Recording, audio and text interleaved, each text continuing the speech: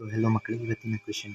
A stone is dropped into a quiet lake and waves moves in the circle at the speed of 5 centimeter per second. At the instant when the radius of the circular waves is 8 centimeter, how fast is the enclosed area increasing?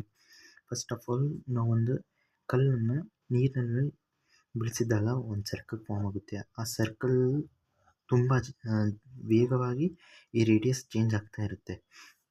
Change ಆಗ್ತಾ ಆಗ್ತಾ ಅದೊಂದು ಇನ್ಸ್ಟೆಂಟ್ನಲ್ಲಿ first of all dr/dt ಅಂತ ಕೊಟ್ಟಿದ್ದಾರೆ.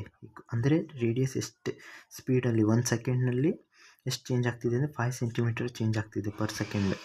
ಅಂದರೆ dr/dt ಕೊಟ್ಟಿದ್ದಾರೆ. ಒಂದು ಟೈಮ್ನಲ್ಲಿ ಈ ಸರ್ಕಲ್ ರೇಡಿಯಸ್ 8 ಸೆಂಟಿಮೀಟರ್ ಇದೆ ಅಂತೆ. ಆವಾಗ ಈ ಟೋಟಲ್ ಏರಿಯಾ ಎಷ್ಟಾಗುತ್ತೆ ಅಂತ ಕೇಳಿದ್ದಾರೆ. ನಮಗೆ first of all area = πr² ಅಂತ ಗೊತ್ತಿದೆ. ಅದರೊಳಗೆ ನಾವು differentiate with respect to T ಮಾಡ್ತಿದ್ದೇವೆ. ಯಾಕಂದರೆ ನಾವು ಏರಿಯಾ ಇನ್ಕ್ರೀಸಿಂಗ್ ಆಗ್ತಿದೆಯಲ್ಲ ಅದನ್ನು ಟೈಮ್ ಹೌ ಫಾಸ್ಟ್ ಅಂತ ಕೇಳಿದರೆ rate of change of area ಅಂತ ಕೇಳಿದ್ದಾರೆ. ಅಂದರೆ ಏರಿಯಾ ಎಷ್ಟು ಟೈಮಿಗೆ 8 ಸೆಂಟಿಮೀಟರ್ ಮುಟ್ಟುತ್ತೆ ಅಂತ ಕೇಳಿದ್ದಾರೆ. ವಿತ್ ರೆಸ್ಪೆಕ್ಟ್ ಟು ಟಿ ಇದನ್ನು ಡಿಫ್ರೆನ್ಷಿಯೇಟ್ ಮಾಡ್ತಿದ್ದೇನೆ.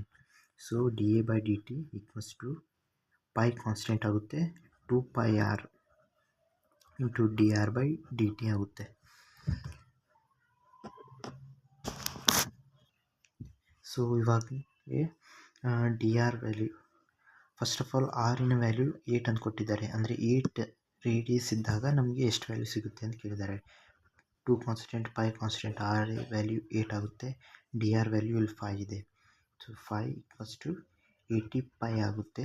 ಇದ್ರ ವ್ಯಾಲ್ಯೂ ಯೂನಿಟ್ ಆಗುತ್ತೆ ಸೆಂಟಿಮೀಟರ್ ಸ್ಕ್ವೇರ್ ಪರ್ ಸೆಕೆಂಡ್ ಆಗುತ್ತೆ. ಸೊ ಇದೇ ಆನ್ಸರ್. Thanks for watching. ಮತ್ತು ಏನಾದರೂ ಕನ್ಫ್ಯೂಷನ್ ಇದ್ದರೆ ಕಮೆಂಟ್ ಮಾಡಿ, ನಾನು ಅದನ್ನು ಸಾಲ್ವ್ ಮಾಡಿ ನಿಮಗೆ ವಾಪಸ್ ತಿರುಗಿ ನೀಡುತ್ತೇನೆ. ಮತ್ತು ಥ್ಯಾಂಕ್ಸ್ ಫಾರ್ ವಾಚಿಂಗ್. ಲೈಕ್ ಮತ್ತು ಸಬ್ಸ್ಕ್ರೈಬ್ ಮಾಡಿ.